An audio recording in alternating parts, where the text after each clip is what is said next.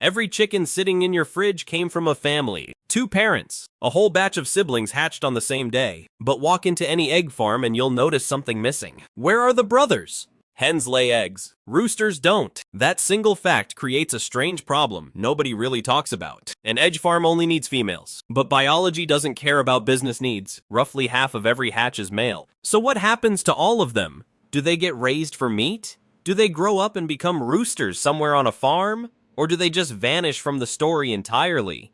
The answer starts with one small biological difference. And that difference reshaped an entire industry. Here's the part most people get wrong first. Male chickens are not inedible. There is nothing toxic or unusable about rooster meat. Humans have been eating roosters for thousands of years, long before supermarkets existed. So if the meat is fine, the real question isn't biological, it's economic. A meat chicken bred for the table can reach slaughter weight in about 6 to 8 weeks. It's built for one job. Put on size fast, using as little feed as possible. A male chick from an egg-laying line was never bred for that job. He grows slower, eats more, and gives back far less meat for the cost. Two chickens, same species, built by humans for two completely different purposes. That mismatch is where the story really begins. And once you see how deep that split goes, you'll never look at a carton of eggs the same way again. If questions like this keep you curious, hit subscribe. Because this channel exists to answer exactly this kind of thing, the strange logic hiding behind everyday life. Let's break this down to the actual biology, because the logic here is simpler than it looks. And once you see it, everything else about this industry makes sense. A chicken farm runs on two completely different products: eggs and meat.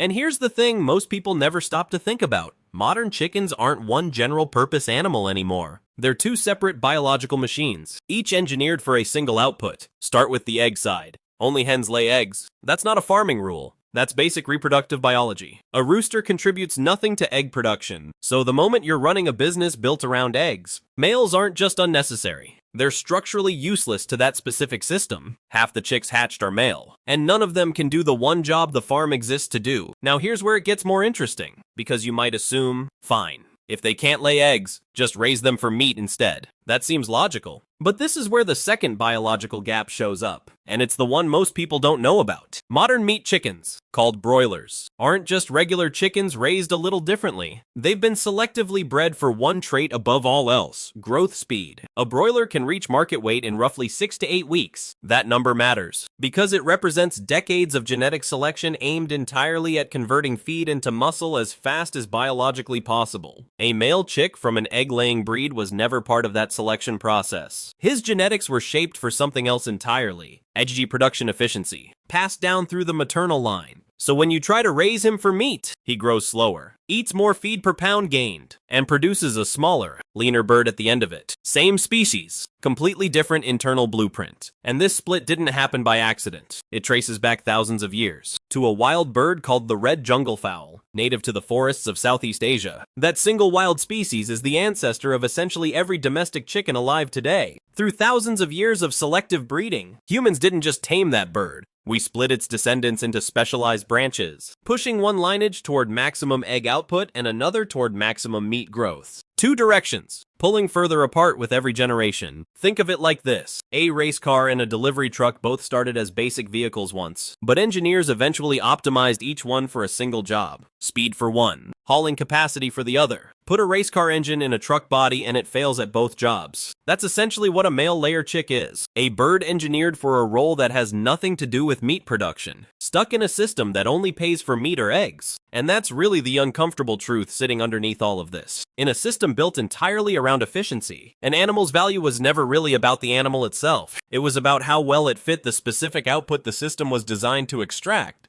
The moment a creature doesn't fit either column, eggs or meat, it stops being an asset. And that's exactly the position roughly half of every hatch is born into. So once you understand that a male layer chick doesn't fit either column, eggs or meat, the next question is obvious. What happens to him inside a system that only pays for those two things? To answer that, it helps to zoom out and look at how this actually functions at scale, because the logic isn't really about chickens specifically. It's about what happens to anything that costs resources but produces no return. Every animal on a farm consumes something: feed, water, space, labor, time. In economic terms, those are inputs, and in any production system, an animal is only worth keeping if what it produces, eggs, meat, offspring, outweighs what it costs to raise it. A hen clears that bar easily. She eats, and in return she lays roughly 1 egg a day for most of her productive life. That's a direct, measurable output tied to a direct, measurable cost. A male layer chick breaks that equation completely. He eats the same feed. He needs the same space. But he produces nothing. The system is built to sell. He's not a defective animal. Biologically, he's perfectly healthy. But economically, he's a cost with no corresponding output. In industrial terms, that makes him a byproduct, not a product. Now, this wasn't always framed as a crisis. Go back a century, and most egg farms were small, mixed operations, maybe a few dozen or a few hundred birds. On farms like that, keeping a handful of roosters around wasn't a real burden. They served a purpose, fertilizing eggs for the next generation, acting as flock guardians, occasionally ending up in a stew pot. The cost of a few extra birds was easily absorbed into a small, diversified operation. The problem only becomes severe once you scale that same ratio up by a factor of millions. Modern egg production isn't measured in dozens of birds. It's measured in the billions annually worldwide.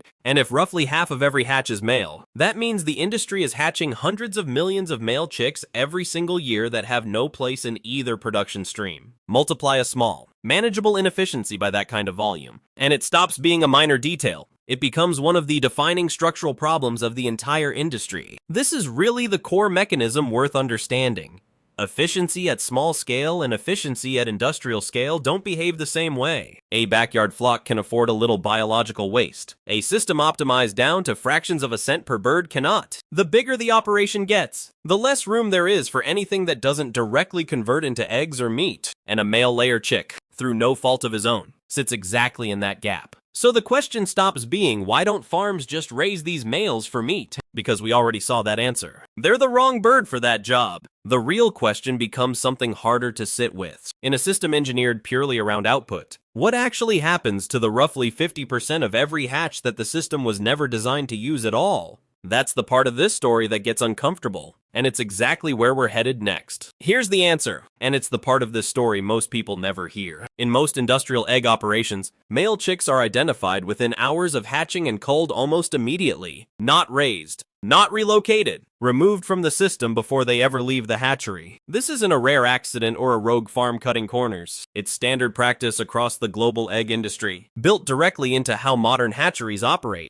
Estimates suggest several billion male chicks are culled worldwide every single year, a direct byproduct of an industry structured entirely around female output. Sit with that number for a second. Billions. Every year. Not because these animals are defective, not because their meat is unsafe, but because, at industrial scale, an animal that costs feed and space while producing 0 eggs simply doesn't survive the math. It's a strange kind of consequence. Nobody designed this outcome out of cruelty. It emerged quietly, as the logical endpoint of chasing efficiency further and further, generation after generation, until half of every hatch became a rounding error the system had no use for. Science is now offering a way around this problem entirely. And it works by asking a different question. Instead of dealing with male chicks after they hatch, what if you could know the sex of the bird before it hatches at all? That's exactly what in-ovo sexing does. Using tools like optical spectroscopy or hormone analysis, technicians can detect the sex of a developing embryo directly through the eggshell, often within the first days of incubation. If the embryo is determined to be male, that egg is removed from the production line before hatching, before a chick is ever born into a system with no place for him. The logic here is precise. If the core problem is millions of male chicks entering a world built entirely around female output, the cleanest fix isn't managing that outcome better. It's preventing the mismatch from ever occurring in the first place. But technology isn't the only answer here, and it isn't even a new one. Long before in-ovo sexing existed, plenty of cultures around the world had already solved this problem in a much simpler way.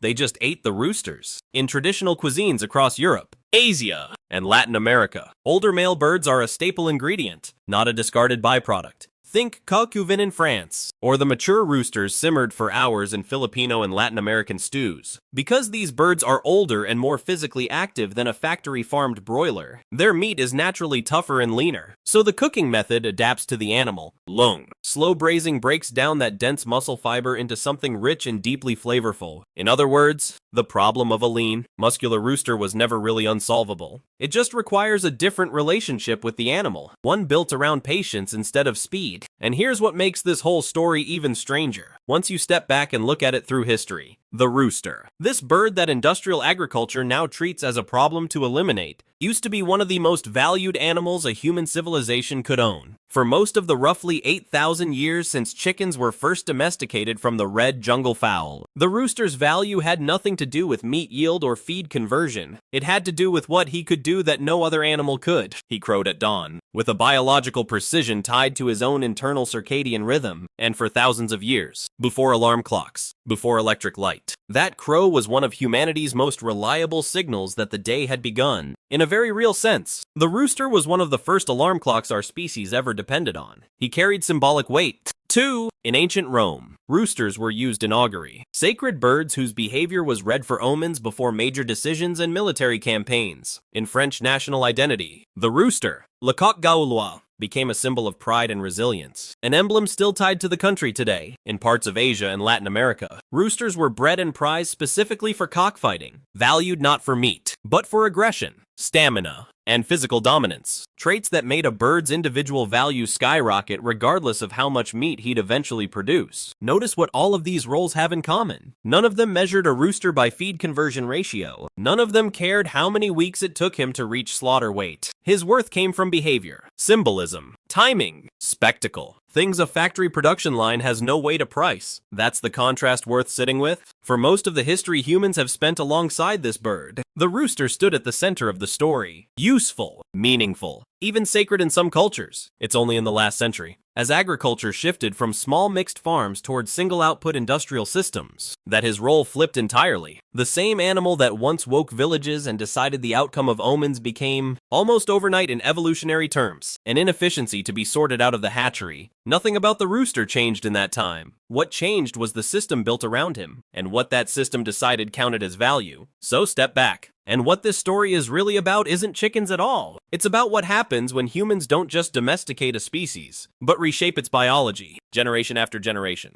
to serve one narrow purpose. Over thousands of years of selective breeding, we didn't simply tame the red jungle fowl. We split its descendants into specialists. One line pushed toward maximum egg output, another toward maximum meat growth, until a single species now carries two almost incompatible bodies inside it. That's not something that happened naturally. It's a direct result of human choice, repeated across countless generations. And that raises a harder question worth sitting with. In a system humans design, a creature's value rarely comes from what it inherently is. It comes from how well it fits the specific output that system was built to reward. A male layer chick isn't lacking anything biologically. He simply doesn't fit either column on the spreadsheet. Worth thinking about, because that logic rarely stays confined to chickens.